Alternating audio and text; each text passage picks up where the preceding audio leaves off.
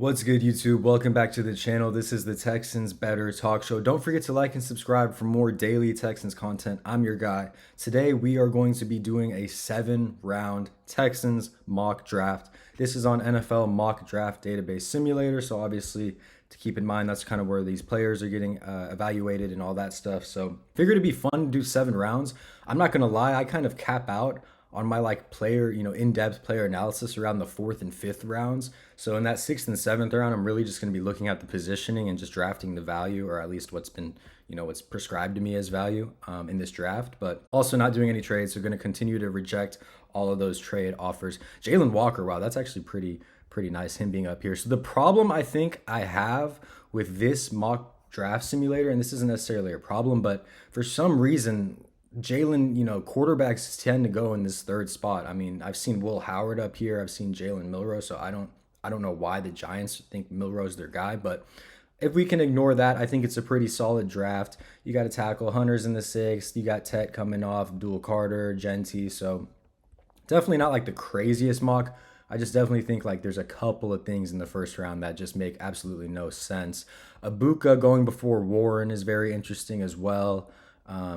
Just my opinion. Golden goes really high in these mocks. And so what I've noticed on this mock draft simulator is that at the 25th spot, there's like no good receivers for the Texans to take. I know you could make the argument Elick. You could make the argument Trey Harris. I don't love it. I don't like Bonds at all. And Jaden Higgins, Savion, I mean, way too early in my opinion for them. So that's the thing with this mock draft is like all the receivers go early, which could be a real thing. And look, if there's no good receivers to pick at 25 and you're not thinking about trading, just take a solid tackle and put him at guard. And Armand Membo, I've been saying this whole offseason, he is my favorite tackle prospect that is going to play guard at the NFL level. Not because he has to, not because he will be unsuccessful as a tackle at the NFL level. I mean, you could easily kick him out to tackle. I just like him at the guard position, 6'3", 325-ish. I mean, he's a dog. He's quick. He moves with the size. Natural athlete. Just a dog. Absolutely love Armand Membo. That is one of my favorite players in this year's draft class. Not the classiest, the most showiest pick. I don't know what the word is, but you need interior offensive linemen, and Membo is going to hopefully be that guy that's there for like 10 years, just contract after contract. He is a dog. So another quarterback, Jackson Dart, comes off in the second. Don't know how I feel about that. Trey Harris comes off. I guess we could start looking at some receivers. Bond comes off, not a big deal. Bond is like 5'11", 190 pounds. His routes aren't as polished as Tank Dell's. I think that would be a reach for Bond. I'm not high on Bond if you couldn't tell, but okay, so we've kind of caught up. Yeah, let's look at the receiver market. Jaden Higgins, Savion Williams, Restrepo. I wouldn't hate Restrepo in this second at 58. I definitely could see the Texans being interested in him. I'm a huge Jack Besh guy. I really like Besh. I think his stock has continued to go up. Savion, look, I don't understand completely why Savion's this high. I do get the fact that his ceiling's, through the roof. Savion's the type of receiver that can bench 350. He's got a 40-inch vertical. He's fast. He's 6'3", 225. Big dude, like a DK Metcalf type of player. But for every DK Metcalf, there's a bunch of athletic receivers that don't pan out. Not saying Savion's that. I just think it's way too high to have this guy consistently come off in the second. I might be wrong. But I'm good on waiting on the receivers, honestly. There's still a lot of value you could have here. Jalen Noel's still there. Like, there's still a lot of values with the receivers. How about tight ends? Let's add some more weapons. Gunnar Helm at 91. Loveland's gone. Loveland's one of my favorite tight ends. Arroyo would be kind of interesting to pick around here. Maybe a little bit of a dice roll. I don't like Harold Fannin as much as this mock does. I also don't like Mason Taylor as much as this mock does. So maybe we're going to pivot again. Let's see. Let's look at the running backs. Let's get crazy with the running backs. Texans could take a running back in the second round. I don't think that would be awful. It wouldn't be like the most amazing pick, with the value taking a running back in the second. But I also think they have no interest in giving Dameon Pierce the rock. I think that could change. I think if they don't draft a running back at all, maybe Nick Caley could do something with Dameon Pierce. But let's just assume that they don't use Dameon Pierce. They only use him for kickoff. Caleb Johnson's a nice pick to grab. I mean, I love him as a running back. Great vision, great feel for the position. Just really, really solid running back who could be a starter in the NFL for sure. Don't know if I love, again, going running back with the second pick, but you got to take what you can get. And now, hopefully, if we go back to this receiver market, exactly. So this is what I was talking about. So, you would have reached for Savion had you taken him. You would have reached for Jaden Higgins had you taken him in the second. You got really, really good value with Caleb Johnson. Besh actually went, who's one of my favorite picks. But here, then I'm much more comfortable taking like a Savion Williams in the third, a Jaden Higgins in the third. If you want to roll the dice on Tez Johnson, that's fine with me. I actually kind of like the Higgins suggestion, just because I think his floor is a little higher than Savion, but I haven't drafted Savion with the Texans. I'm just gonna go with Savion. I'm gonna try to just pray that this Texans wide receiver coach can just pull the most out of Savion because he could be an absolute beast. So we'll go Savion with the third pick, desperately buffing up that wide receiver room. So, and again, Jalen Noel is still there. Kyron Lacey, don't know what's going to happen with him. He could slip all the way to the depths. But okay, so we went offensive tackle, we went running back, we went wide receiver. Let's check the tight end group. Wouldn't hate a tight end. Little early for Lachey.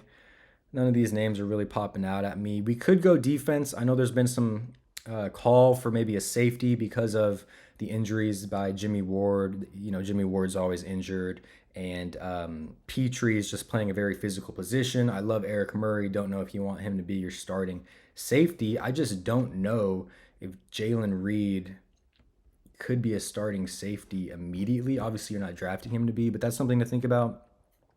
The cornerback room, for some reason, everyone really likes. You can't have too many cornerbacks. I just don't realistically see the Texans drafting a cornerback. I mean, the fourth would be the round to do it. I just don't love it. There is a lot of good D line and edge class. Like this edge and D line class is insane. I don't think we're drafting an edge, but the D tackle position, I think we go Ty Hamilton. I really like that. I mean, you're talking about a team whose D tackle room has been pretty much just free agents from back to back years. Depending on who we sign, I mean, it might be nice just to get a young dude that we have, for 3, 4, 5 years in Ty Hamilton. I think that's really good value for the pick as well. So now we're moving into the fifth and sixth rounds. Again, haven't scouted these guys as much. I'm mainly going to be thinking about positional depth.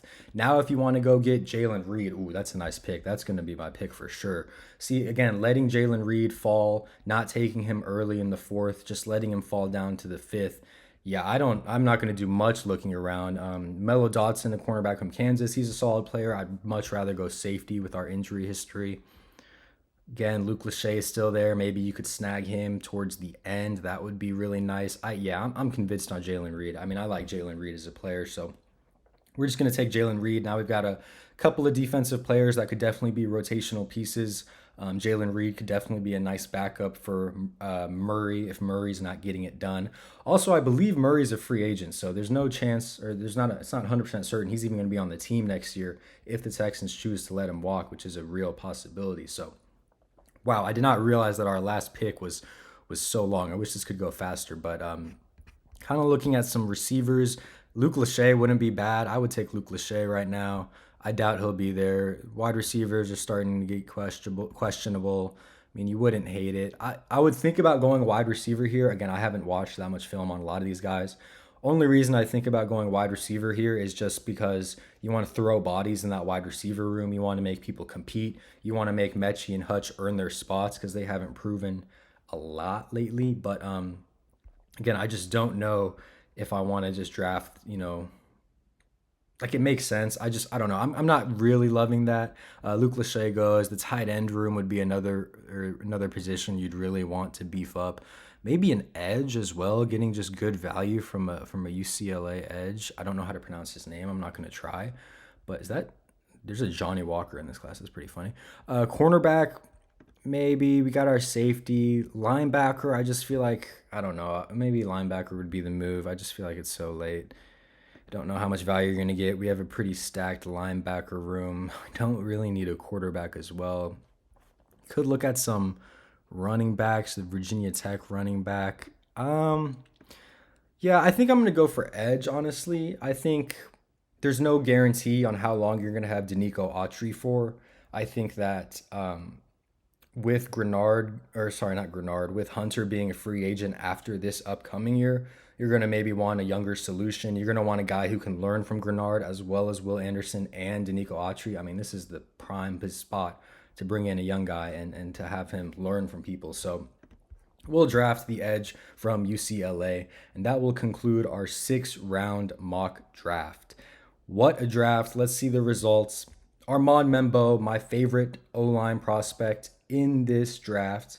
Caleb Johnson, good value running back. Yes, it's a bit high for a running back, but we still got a solid receiver in Savion Williams at the 3rd.